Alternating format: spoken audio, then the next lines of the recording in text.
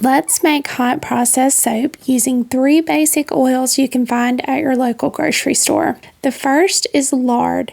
This is lard that I rendered from pork fat, but you can purchase lard at any grocery store. I'm also going to be using coconut oil and olive oil. The first thing I'm going to do is measure out the oils and get them into the crock pot so they can start melting. I'm making a small batch today since I've never done this before. If I ruin it, I don't want to waste a whole batch worth of oils or fragrance. So the recipe I'm using is 40% of both lard and coconut oil and 20% olive oil. For this small batch, that's going to be 5.6 ounces of lard, 5.6 ounces of coconut oil, and 3.8 ounces of olive oil. Now that I have the oils heating up in the crock pot, I'm going to mix the lye solution. For the water portion, I need 5.23 ounces in total, but I'm going to measure half of that in ice cubes since I'm going to mix this inside. It's nasty and raining outside, so I'm going to do this indoors. The ice will help reduce the fumes, and the other half is going to be aloe vera juice. I get this at Walmart in the pharmacy section. And I will need 2.9 ounces of sodium hydroxide. This is the dangerous part of soap making, so make sure that you take the appropriate precautions because you are working with a caustic substance. I usually add sugar into my water before I add my lye, but I forgot. Another add-in that I like to add to the lye solution is silk. This just lends the soap a silky texture. Again, not necessary. While my oils are still melting, I'm going to measure out my add-ins for after the soap has cooked. None of these are necessary, but they all serve a purpose. The first add-in will be jojoba oil. I'm going to use this to superfat the soap. Jojoba oil is moisturizing and soothing, and it's gentle on your skin. Since this soap recipe is high in cleansing properties, it might be a little bit drying, so I think the jojoba oil will help offset that. And I'm going to add about an ounce, which would be less than 2% of my total oils.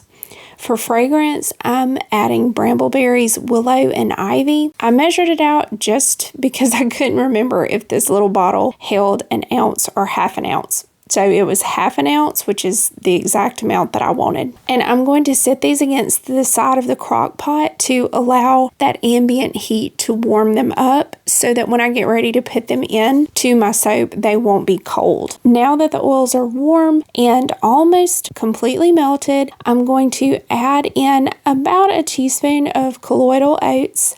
Again, this is not necessary, but it adds to the moisturizing element of the soap. Now I'm ready to start blending. First, I'm going to blend the oils and the colloidal oats, and then I'm adding the lye solution to the oils and blending that until it comes to trace. If you are interested in making soap and you are intimidated by all of the equipment and specialty items out there, I just want you to know that an immersion blender is really the only thing that I think is a must-have. You can make do with a lot of things, but I cannot imagine trying to get your soap to trace using a whisk. This took about 3 minutes to come to medium trace with the immersion blender. Now I'm going to scrape down the sides of the pot and cover it with plastic wrap to hold the heat and the moisture in. I have my last add-in sitting on top to let it warm up, and that is yogurt. I'm going to put that in with the jojoba after saponification. I was a little leery of adding a fresh ingredient to the end of the process, but these soapers that I follow and who actually sell their soaps have researched and found that it does not shorten the lifespan of the soap. Sometimes I do my own research and sometimes I trust the experts in their judgment, and this time I'm going to choose to trust the experts. I will tell you that I have 3 times of the amount that I should have used because at this point, I forgot that I was making a small batch. So I will probably use this soap myself and not give it away. The reason I am trying hot process is to have soaps that do not have to cure for 6 weeks. I have an idea for Christmas gifts using the loofahs that I grew myself in the garden this year, and I'm going to sew them together into bath scrubbies and put a bar of handmade soap on the inside. But I procrastinated in soap making, so I don't really have time to wait 6 weeks before I get started making these gifts. I still need a couple of weeks for the hot process soap to cure all the way, but that's much shorter than 6 weeks for cold process. Because these soaps are destined to be enclosed in a loofah, I will not be adding any colorant. I was really nervous about the soap burning, so I kept stirring it down, but I think I really slowed the process down by doing that. I think I took the wrap off 6 times to stir it, and each time I did, I released the heat from the pot. Once the soap finally got to the glycerin stage and it is completely saponified at this point, I turned the heat off and added the yogurt and the jojoba oil. I mixed it in thoroughly and then covered it back up for another 5 minutes to let the heat come down a little before I added the fragrance oil. Once the fragrance was mixed in well, I worked really quickly to get this into the mold because as it dries, it hardens. So I'm pushing it down as much as I can and then tapping it down. This was to get out any air pockets. Because the soap is so thick, it's not as simple as cold process to make sure you don't have holes in the final bars.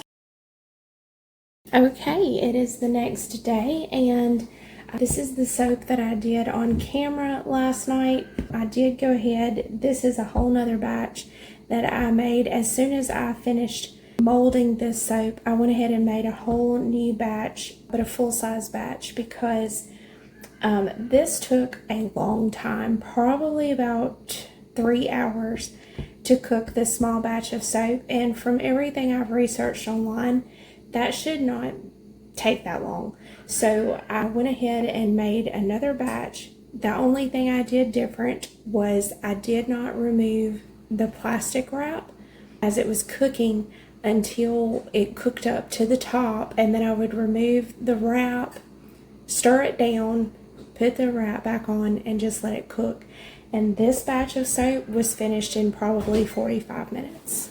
And the other thing that was different was that with this one, I was so scared that it was going to burn that I cooked it mostly on low, and when it wasn't doing anything, then I would turn it up. But this batch I cooked completely on high, and it did fine. It cooked evenly all the way through the soap. And some people, I think, cook their hot process soap on low in the crock pot. I just think everybody's crock pot is different, and I'm using a crock pot that's probably almost 20 years old. So I just think, the temperature fluctuation probably had something to do with why this took so long too. All right, so let's go ahead and unmold these. Oh, wow. That looks so interesting.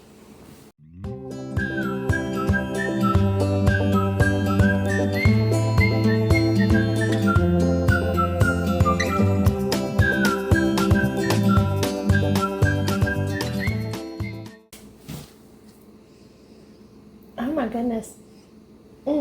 They smell so good.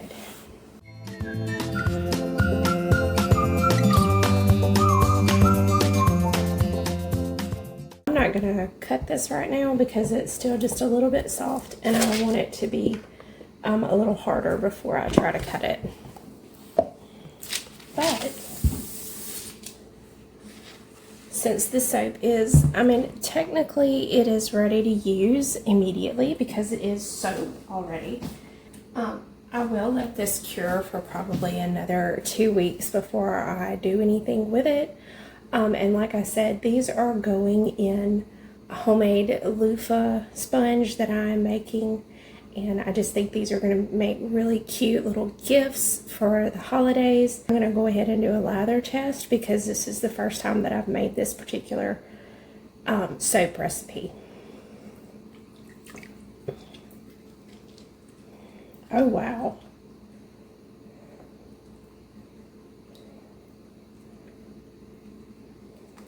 Oh my goodness.